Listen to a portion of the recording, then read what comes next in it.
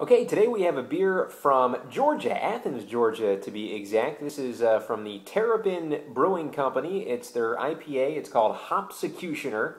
Terrapin Brewing Company in Athens, Georgia was founded by a University of Georgia alum. His name is John Cochran, not Johnny Cochran, the lawyer, just John Cochran, but he's a University of Georgia graduate from 1993, moved to the Pacific Northwest. He found all the beer culture out in the Pacific Northwest, which is absolutely amazing. Decided to import that beer culture all the way out back to University of Georgia territory and Athens, and he co-founded Terrapin with a guy named Brian Spike Bukowski, who is their current head brewmaster and basically the creative mind behind Terrapin. This one is their IPA. It is 7.3% alcohol by volume. It is a regular American IPA, basically falling within that IPA range of 6 to 8%. A lot of them coming in at 7.5. This one coming in at 7.3, and it's called Hopsecutioner in that it uses 6 different kinds of hops. It uses a lot of malts too. This is a 71 IBU beer, so very, very hoppy, judging by the IBUs. The malts, they use the 2-roll pale, the Munich, the Pale Crystal, 24L, and the Victory malt. As far as the hops goes, you got the Warrior, the Chinook, Centennial, Simcoe, one of my favorite hops, also the Amarillo and Cascade. So this has got a lot of different malts and a lot of different hops thrown in it, and it is Terrapin Hopsecutioner, as we'll open it up right here. Let me show you the logo real quick. Always love the logos. And there's a picture of, I guess, the Hopsecutioner. He's got some kind of hop, kind of pugil or something. I don't know what the heck that is, but I believe he's a terrapin, and he's cutting with a guillotine hops. Very nice. We'll pour it into a pint glass, standard vessel for an IPA.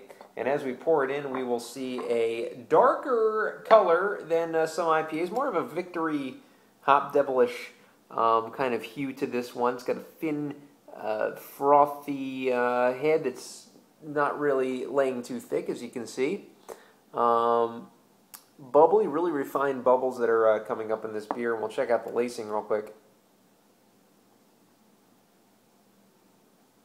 Very, very good lacing. You can see that, how it's just hanging onto the side right there. So definitely a lot of stuff going on in this beer. This is one of those beers that is going to probably be a flavor bomb just by judging and by the number of malts and hops they're using in this. Better be a flavor bomb. Let's grab a scent. Wow, very unique smell. Not quite the standard IPA smells of this beer. I can definitely smell the Simcoe. I mean, I just love the smell and taste of Simcoe in an IPA. It is definitely one of my favorite hops to be used. Oh, man, I'm getting citrusy and almost fruity. Almost papaya kind of fruit kind of intermixed with the citrusy smell in this. So it's a very unique smell, as I mentioned, and I've never smelled an IPA quite like this. Let's grab a taste.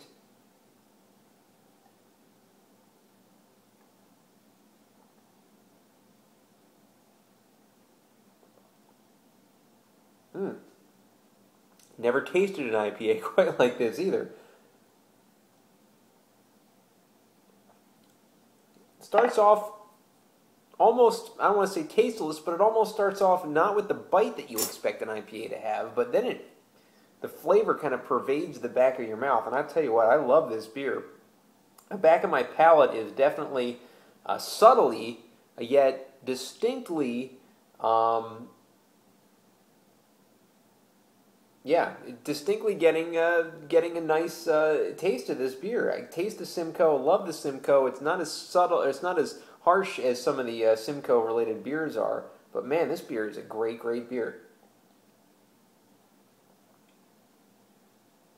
It's weird because the hops just do not create any kind of aftertaste. They have a great taste and then kind of filters out. It's not a beer that's going to wreck your palate, as some IPAs actually do. This is a beer that's just an excellent drinking beer. Almost a sessionable IPA at 7.3% alcohol by volume. Unbelievable how it just goes down so smooth.